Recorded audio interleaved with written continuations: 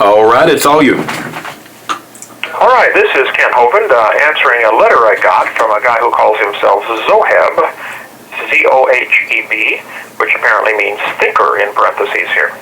And the letter says, Dear Mr. Hovind, I have a question regarding one of the lectures I've recently viewed on YouTube. The lectures, although very interesting, had left me in unrestrained questions. This resulted in me not sleeping for a few hours.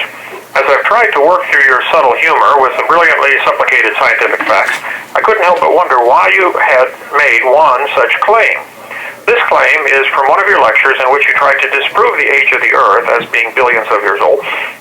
In the lecture, you showed a picture of a clay doll, like a baby doll, a doll which was found by an oil driller in Nampa, Idaho. By the way, interjector, that's correct. It's called the Nampa Image. It's in the museum in Nampa, Idaho. In the rock layer 300 feet below the ground. This rock layer is supposedly 12 million years old. There is no conceivable way that human beings were present on this planet 12 million years ago. Therefore, your conclusion was that the clay doll must have been created by human beings pre-flood.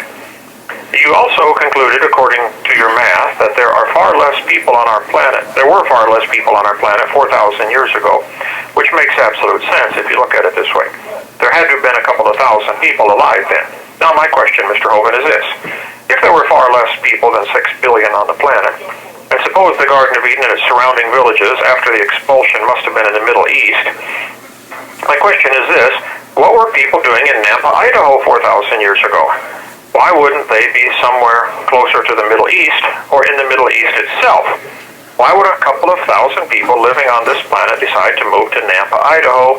Shouldn't they be clustered toward the Middle East pre-flood? I would assume they would only migrate post-flood. Please answer, thank you. Okay, well, Zoheb, thank you for the question, and I'm glad you enjoyed the videos. I think there's a couple of misunderstandings here. I think that the doll found below, 300 feet down in the ground, is a pre-flood doll. And there are 1,656 years from the creation of Adam up until the flood, and people spread out all over the world. There probably were no oceans. The water that's now in the oceans was trapped in the crust of the earth. I covered that on video number 6 of my series. So that doll came from a pre-flood culture when there were who knows how many people.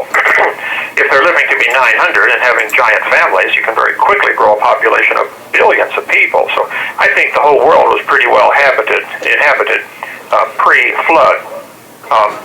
So there probably were people living there. So this has nothing to do with people spreading out after the flood. I think after the flood, for the first few hundred years, they could have also walked literally any place on Earth. The oceans were lower and exposing all the continental shelves, which connects everything. You could literally walk any place on Earth if the continental shelf was exposed. And I also cover that on video number 6. So I think the doll found 300 feet down was probably made by a pre-flood person, presumably a little kid, because it has the appearance of being a clay doll. I held it in my hand. I went and looked at about 2 inches long, maybe. I don't remember now. It's been a while. This call is from the Santa Rosa County Sheriff's Office. One leg is broken off, but you can see all that on video number 6 of my series.